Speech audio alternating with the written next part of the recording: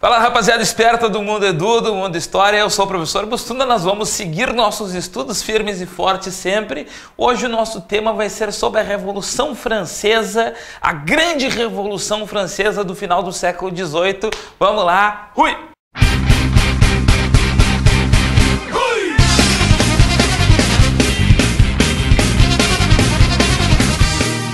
Rapaziada, vamos falar hoje então sobre a grande revolução da burguesia da França de 1789 com o lema Liberté, Égalité, Fraternité. I would like to buy a hamburger. I would like to buy a hamburger. I would like to buy a hamburger.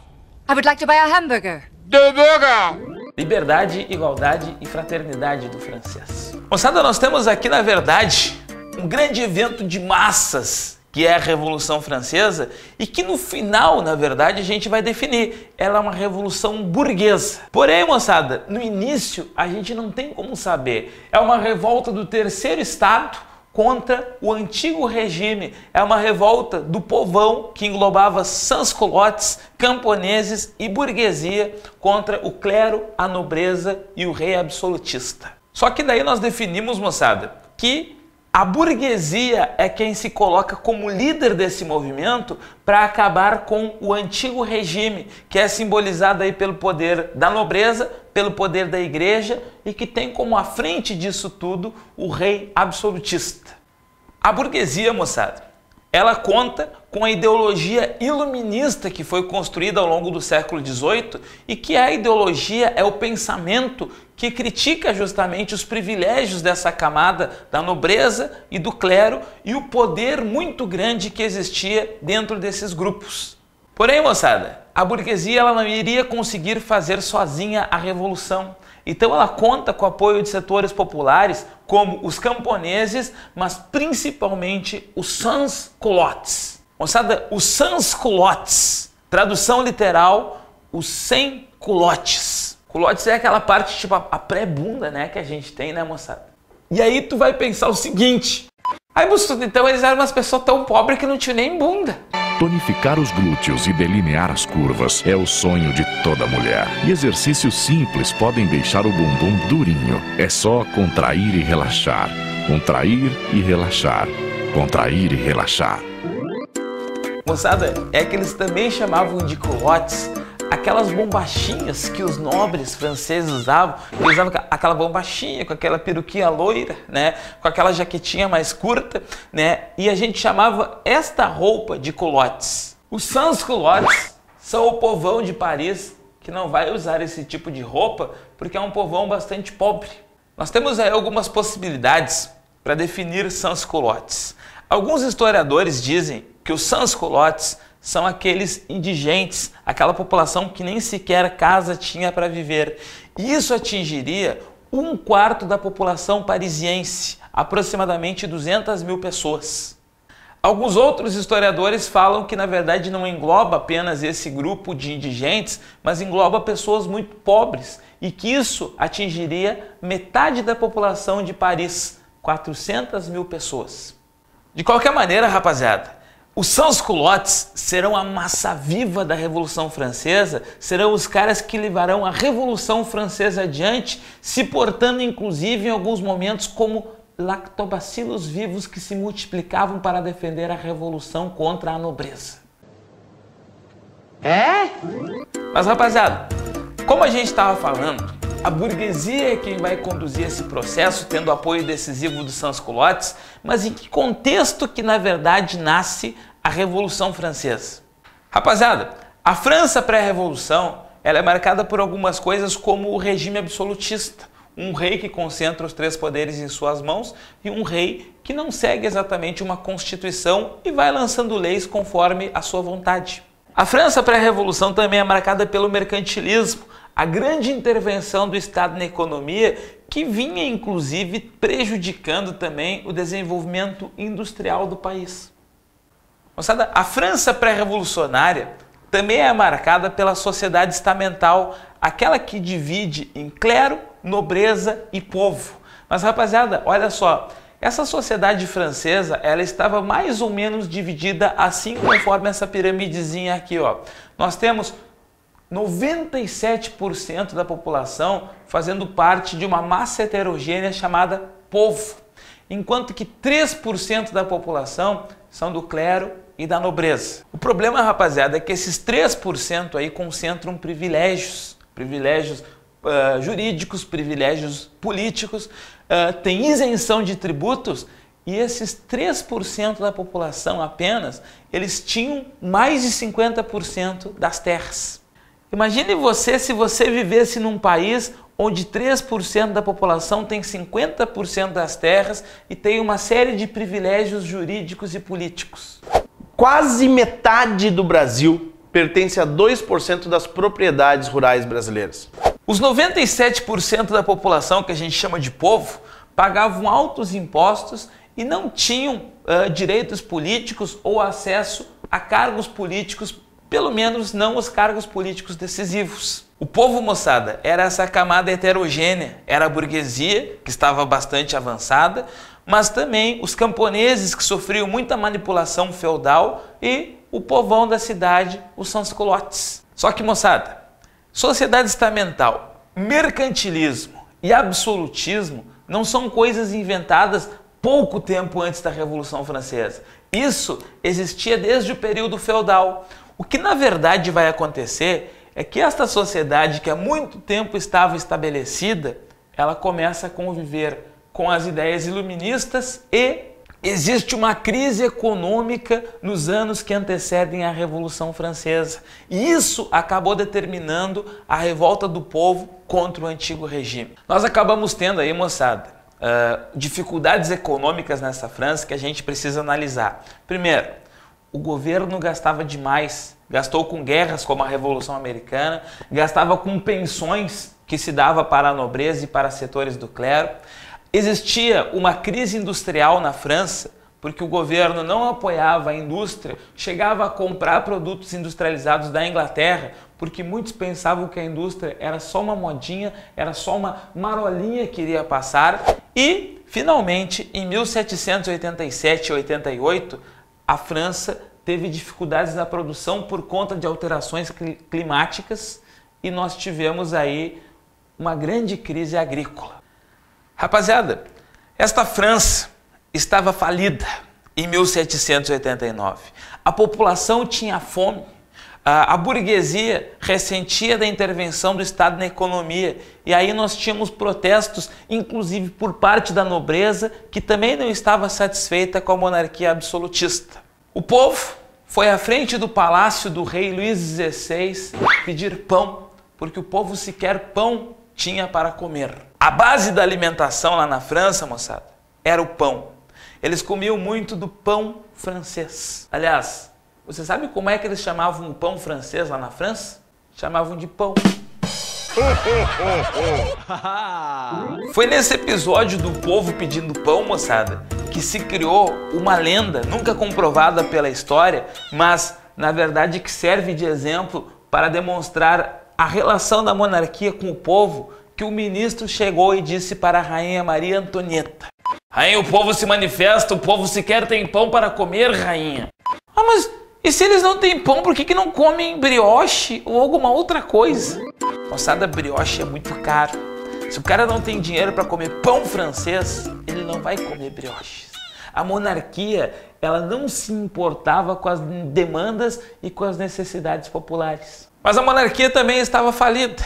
Com a crise agrícola, a crise industrial, os altos gastos, o tesouro francês estava esgotado e o próprio rei não sabia o que fazer, até que o ministro Necker teve a ideia de convocar a Assembleia dos Estados Gerais em 1789. Qual era a sacada do ministro? Alguém ia ter que pagar impostos a mais para tentar equilibrar a economia francesa. Ou o povo pagaria mais impostos ainda do que já pagava, ou os nobres e clérigos que tinham isenção tributária iriam ter que pagar agora impostos para tentar ajudar a economia do país. Quando foi convocada a Assembleia dos Estados Gerais, moçada, a ideia é que não recaísse sobre o rei a culpa da decisão de quem ia pagar mais impostos, porque a Assembleia, que reunia membros do clero, da nobreza e do povo, é que tomaria a decisão. Nós tivemos, moçada, aproximadamente um mês só para discutir como que ia ser a votação da Assembleia, se ia ser por ordem, por estamento, por estado, um voto para o clero, um para a nobreza e um para o povo, ou se o voto ia ser por pessoa. Porque se fosse por pessoa, se fosse por cabeça, pode ser que os delegados da burguesia que estavam representando o povo na Assembleia conseguissem aprovar o aumento de impostos ou a criação de impostos para o clero e para a nobreza. Moçada, é daí, de uma coisinha aparentemente besta, que vai nascer a Revolução Francesa. Os delegados da burguesia, eles insatisfeitos com o que estava acontecendo e com a indecisão que se gerava dentro da Assembleia dos Estados Gerais, resolvem se retirar para a sala do lado e eles diziam: o problema da França não é tributário, o problema da França não é saber quem vai pagar mais impostos ou quem vai pagar impostos. O problema da França é a falta de uma constituição para regulamentar tudo, tributos, divisão dos poderes, para regulamentar a questão fundiária, a questão jurídica e tudo mais. Nós precisamos de uma Constituição e nós vamos nos retirar para a sala do lado aqui para fazer uma Constituição. Muitos nobres nesse momento, rapaziada, concordavam com a burguesia e também se retiraram para a sala do lado, a sala do jogo de Pella, onde foi feito o juramento da sala do jogo de Pella, que iria se fazer uma Constituição para a França. Faisons le serment, ici et maintenant, de ne jamais nous séparer et de nous rassembler partout où les circonstances l'exigent, jusqu'à ce que nous ayons donné à la France une constitution.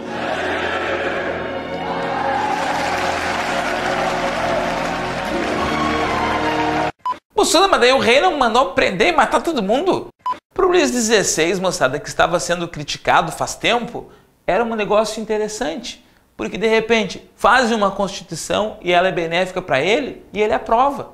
O problema, na verdade, moçada, é que aí vai começar a manifestação popular. E quando esses delegados da burguesia foram para a sala do lado para fazer a Constituição, o povão foi às ruas e iniciava, de fato, a Revolução Francesa. A fase 1 da Revolução Francesa, moçada, é justamente essa. A fase da Assembleia Nacional Constituinte, quando os burgueses resolveram elaborar uma Constituição, mas quando o povão saiu às ruas, porque, moçada, eles estavam no Palácio de Versalhes, que fica a alguns quilômetros da cidade de Paris. Mas o povão nas ruas de Paris soube que estava sendo elaborada uma Constituição e o povão saiu às ruas para quebrar tudo e apoiar o movimento. Alguns jornalistas, alguns panfletários da Revolução e líderes posteriores da Revolução estão em Paris nas ruas e convocam os sans-culottes para começar a agitação para apoiar a Revolução. Os sans-culottes, com esses líderes, vão invadir um antigo hospital que era um depósito de armas e agora os sans-culottes são o povão miserável de Paris com armas. O povão miserável, entretanto, moçada, tinha armas, mas não tinha munição. Então eles descobriram que o depósito de munição era a Bastilha, uma antiga prisão do governo, um dos símbolos do antigo regime e do absolutismo naquele país. E, a partir disso, eles vão marchar em direção à Bastilha. Claro, moçada, existia uma guarda que tomava conta da Bastilha. E era uma guarda formada basicamente por nobres que viram a Bastilha ser cercada por milhares de sans-culottes. Os sans-culottes queriam munição, a guarda da Bastilha não queria permitir que os sans-culottes invadissem a Bastilha e daí nasceu um conflito onde a maioria desses soldados da Bastilha foram mortos e o chefe da guarda da Bastilha perdeu a cabeça, literalmente, porque o povão decapitou o chefe da guarda da Bastilha, colocou a cabeça do rapaz na ponta de uma lança e saiu pelas ruas de Paris gritando Vive France, Vive France, tradução Viva a França, Viva a França. E começava aí, moçada, a Revolução Francesa realmente com a sua agitação popular e com as mortes. Aí começava a ficar legal o negócio. Só que não.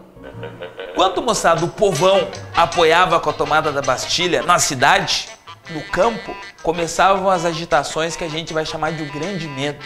Camponeses atacavam propriedades feudais, camponeses matavam os senhores feudais, teve inclusive uma grande fuga de senhores feudais para países vizinhos da França com medo da ação popular no meio rural. Enquanto isso, moçada, os burgueses faziam a Constituição. Já aprovavam algumas medidas pré-Constituição, como, por exemplo, a abolição dos privilégios feudais. Não tinha mais feudalismo, não tinha mais nobre cobrando tributo de camponeses. Foi aprovada também a Constituição Civil do Clero.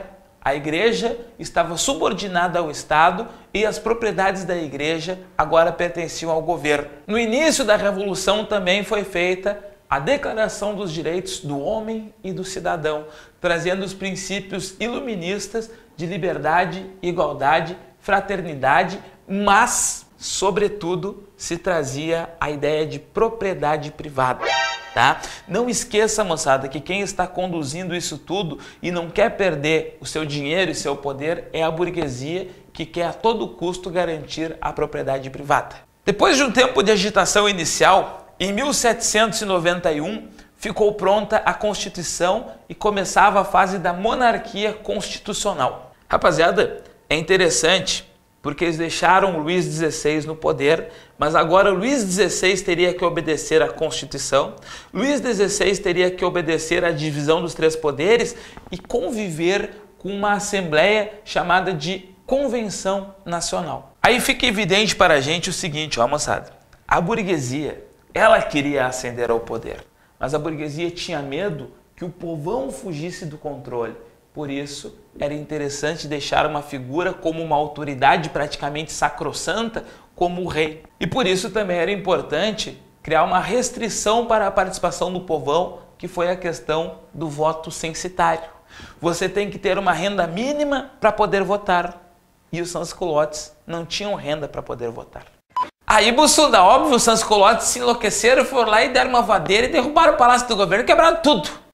Existe uma frase, moçada, do Abade Sieur, que é um abade que está no meio da Revolução, que ele falava o seguinte, antes desse processo.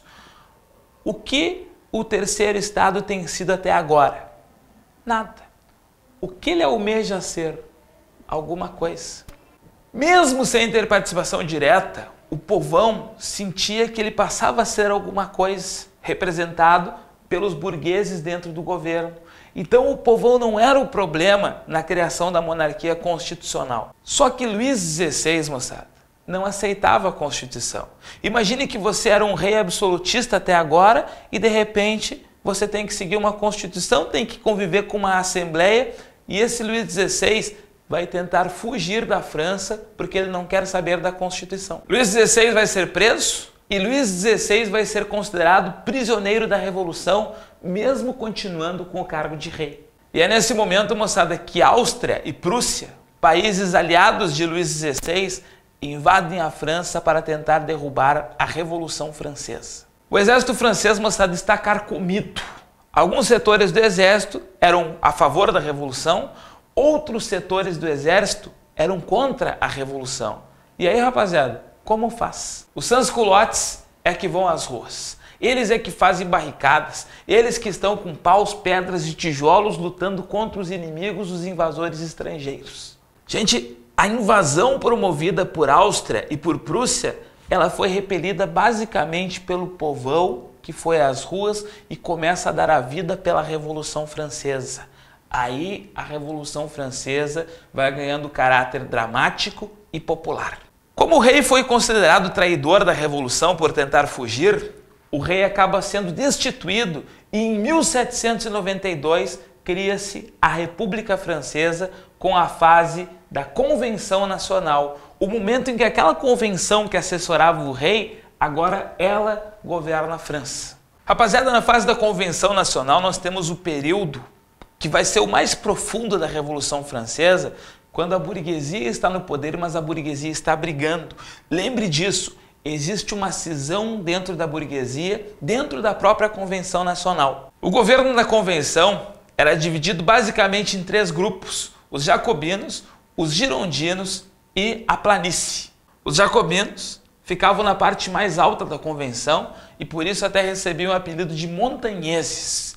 Sentavam à esquerda da Convenção Nacional e daí derivou a expressão que a gente usa até hoje em dia na política, os grupos de esquerda. Os jacobinos tinham muito apelo popular. Eles eram a pequena burguesia, aquele setor da burguesia que entendia as demandas dos sans-culottes. E por isso, moçada, os jacobinos tinham o apoio dos sans-culottes e os sans-culottes amavam alguns líderes jacobinos, como o Robespierre, ou como alguns aliados dos jacobinos, como Marat ou Danton.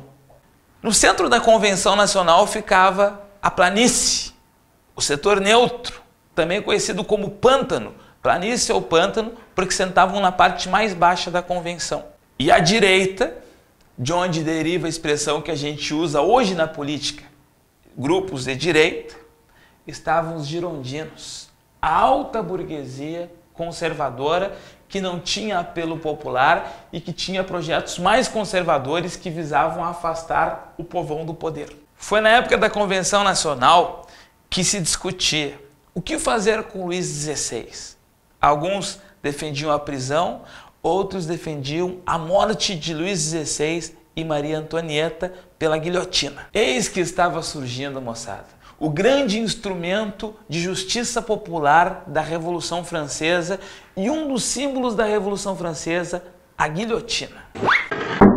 Os tribunais da Revolução, eles começavam a utilizar a guilhotina para substituir outras formas de execução mais antigas. Porque antes, se você fosse nobre, você morreria normalmente decapitado com um machado de guerra.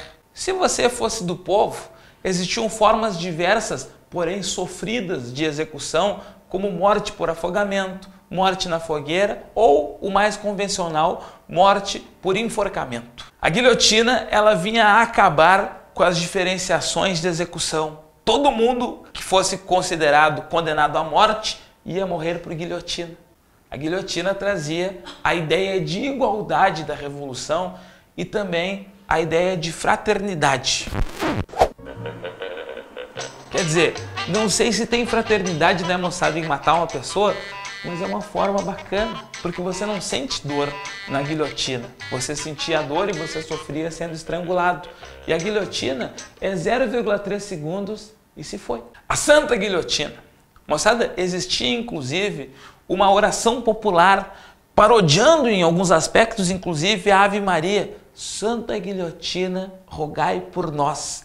É o que o povo falava nas ruas. E Luís XVI e Maria Antonieta, julgados, foram condenados à execução por guilhotina. Porém, moçada, antes da execução, aconteceu algo muito interessante. Países da Europa se organizaram para evitar a barbárie dentro da França e invadiram o país. Era a primeira coligação internacional encabeçada pela Inglaterra, contando com a Áustria, com a Prússia e com a Rússia, que estava invadindo a França para acabar com a Revolução. Quando a primeira coligação internacional ronda os arredores de Paris, o povão está nas ruas de novo. Os sans-culottes estão lá para dar a sua vida pela Revolução. Eles eram pessoas que nada tinham e pessoas que tinham alguma perspectiva de ter alguma coisa no meio da Revolução. Líderes jacobinos começam a organizar algumas ações populares, como o Tribunal Revolucionário, como a Guarda Popular, como o Comitê de Salvação Pública e o Comitê de Salvação Nacional. E o povão está se organizando, está ganhando armas e está lutando pela França, enquanto este povão canta a Marselhesa pelas ruas francesas. As armas, cidadãos!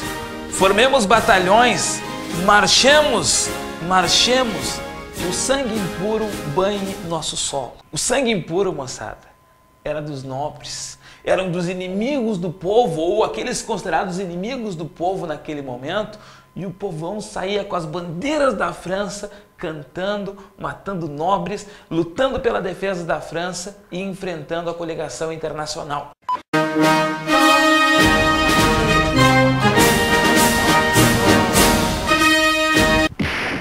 O povão enfurecido, o povão romantizado, lutou pela França. Expulsou a primeira coligação internacional de lá e o povão, em seguida, viu Maria Antonieta e Luís XVI perderem a cabeça.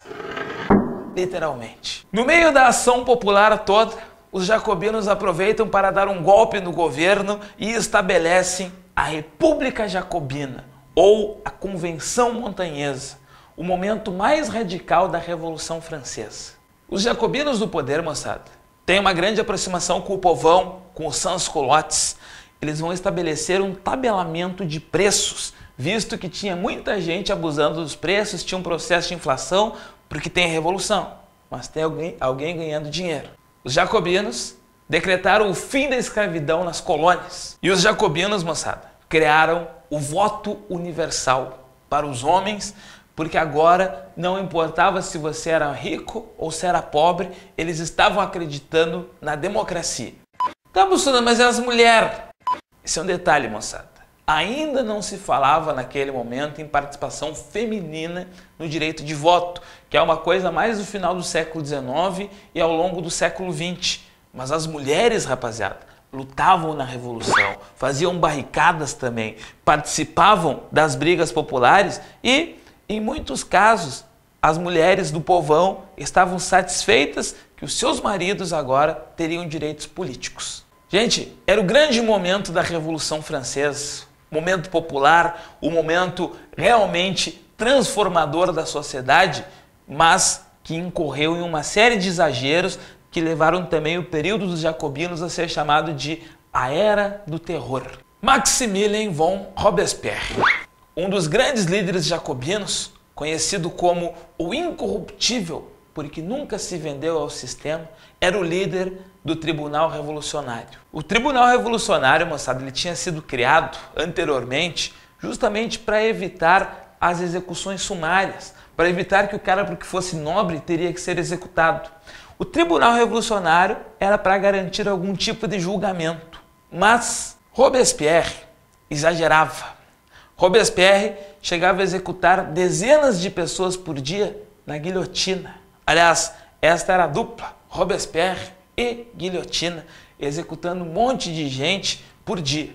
Eram monarquistas, eram girondinos, eram inimigos diversos da Revolução e daqui a pouco mais, moçada, Robespierre começou a perseguir os próprios aliados dos jacobinos. Georges Danton, que havia sido já um dia o líder do Tribunal Revolucionário, é acusado de corrupção e Danton, um dos grandes líderes populares, um dos caras que a população mais amava, é executado na guilhotina sob mando do Tribunal Revolucionário de Robespierre. Jean-Paul Marat, um dos grandes nomes da Revolução, um médico que havia abandonado sua carreira para fazer frente às transformações pró-povão, esse não foi morto na guilhotina. Ele foi assassinado por Charlotte Corday, uma menina que veio do sul e acabou esfaqueando Marat enquanto ele tomava banho. Os grandes líderes da Revolução estavam morrendo, enquanto Robespierre, que era um dos grandes líderes, cometia exageros que levaram ao afastamento do povão em relação aos jacobinos. Isso possibilitou a reação termidoriana, o golpe do nono termidor, quando os girondinos, em 1794, vão conseguir reaver o poder, dando um golpe nos jacobinos. Os girondinos não tardaram para reorganizar a República, criando um novo tipo de governo que substituiria a Convenção Nacional. Cria-se o Diretório. Em 1795, com a criação do Diretório, moçada, nós estamos indo para a última etapa da Revolução Francesa. A alta burguesia estava no poder de novo. Os girondinos, que retomaram o poder, levaram inclusive Robespierre também para a guilhotina. Mas os girondinos são responsáveis por alguns retrocessos. O voto universal se foi, voltou o voto censitário. A escravidão nas colônias que tinha sido abolida voltou a existir na época dos girondinos. A França já vivia alguns anos de processo revolucionário e as agitações continuavam de uma forma muito intensa. A instabilidade dava o tom na Revolução Francesa. Existia já há alguns anos a revolta de Vendée, uma revolta de camponeses do norte da França que eram contra a Revolução, pois estavam influenciados pelo clero. Nasceu um movimento chamado a Conspiração dos Iguais, de Graco Babeuf, que defendia a divisão das grandes propriedades e é visto inclusive como um movimento pré-socialista. As coligações internacionais rondavam a França e passavam fazendo invasões ao país para tentar derrubar a Revolução.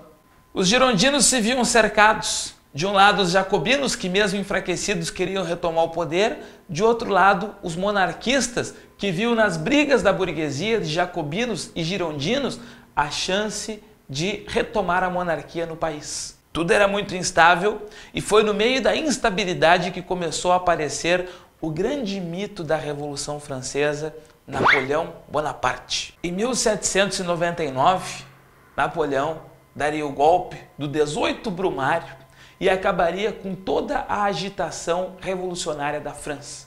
Napoleão, na verdade, moçada, garante as conquistas burguesas da Revolução ao estabelecer-se no poder com o golpe do 18 Brumário de 1799. Napoleão é uma continuação da Revolução.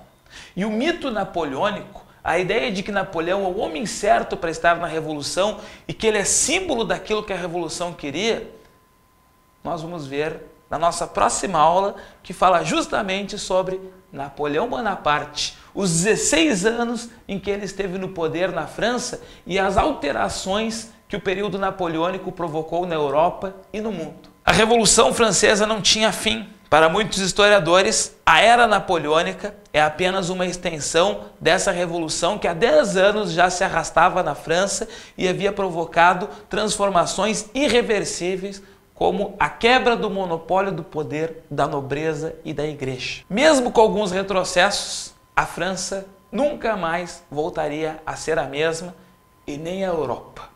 Nos encontramos na próxima aula, rapaziada. Vamos lá, firmes e fortes, rumo ao topo do Enem. Um grande abraço para todos vocês.